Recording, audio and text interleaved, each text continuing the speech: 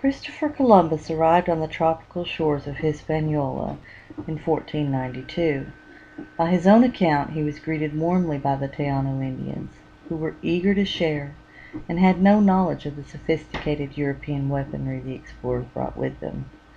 Exact numbers of the indigenous population vary from 250,000 to 3,000,000.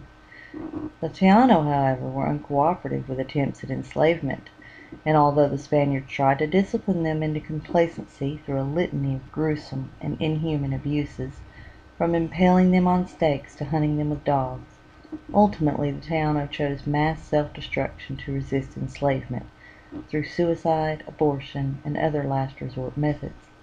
In the end, the population succumbed to genocide. The island was repopulated with new slaves, this time from Africa.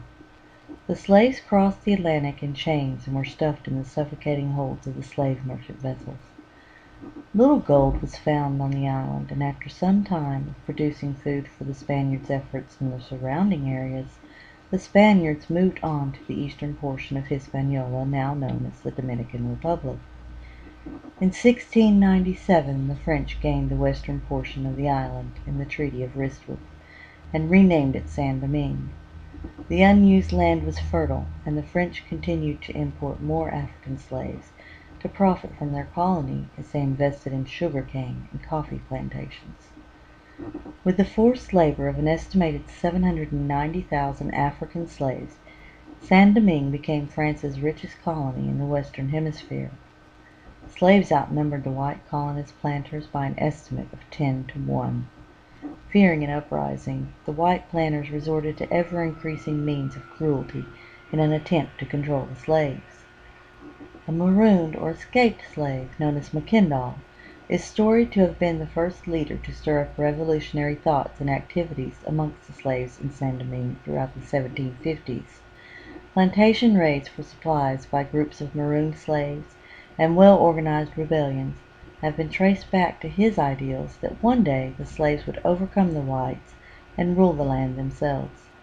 Legend has it that he plotted with others to use readily available natural poisons on the island to kill the white planters, stirring up even more fear and cruelty by the colonists. Most of Mackendal's efforts are poorly documented by biased historians of the time. However, there is no doubt he was a hero, and his leadership played a vital role in inspiring the slaves in the eventual success of the revolution. At the same time, a new class was rising in the colony.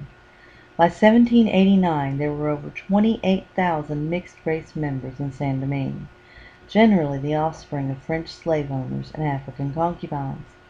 These mulattoes were often acknowledged and set free by their white fathers, who allowed and sometimes even provided for their education.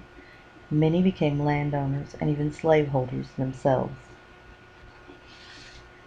Vincent Ogé was one of these wealthy mulattoes, and during the French Revolution in Paris in 1790 succeeded in gaining recognition of political and civil rights for the mixed-race class known as the gens de couleur, the free men of color, in the French Caribbean. However, the white colonists refused to uphold the decree, and the mulattoes even had no desire to free their black slaves. Ogé's uprising was defeated by white militia. He was executed by the French in 1791. By August of 1791, the slave forces had grown to 40,000. The gens de couleur joined forces with the slaves, and in an open rebellion seized Port-au-Prince, eventually burning it to the ground. In 1792, the French sent Commissioner Sontenac to reaffirm the rights of the free blacks and regain control of the chaotic colony. Toussaint Louverture, a soldier and former slave, played a complicated but heroic part in leading the revolts to free the slaves from the French.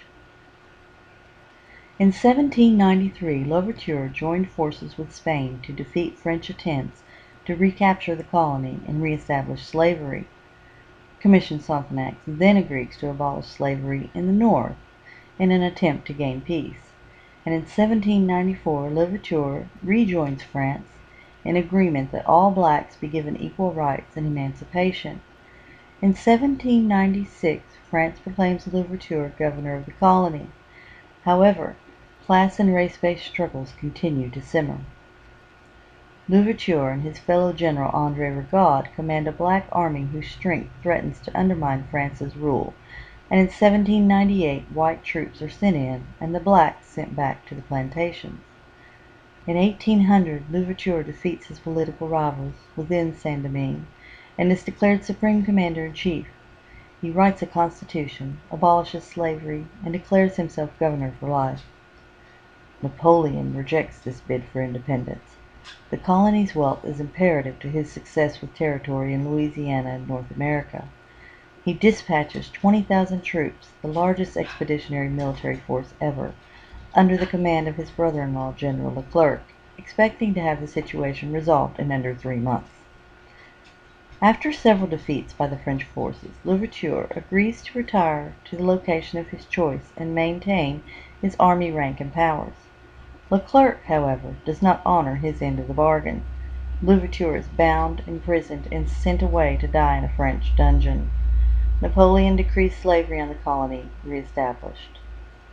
The blacks, however, will not stand for it. Through organized mass resistance, the former slaves revolt against the French forces. Their ranks already thinned by disease, Leclerc admits defeat. 50,000 of Napoleon's men were lost to the effort. In 1804, Jean-Jacques Dessalines proclaims independence. The colony Saint-Domingue is abolished, and the original Taino name of Haiti is restored.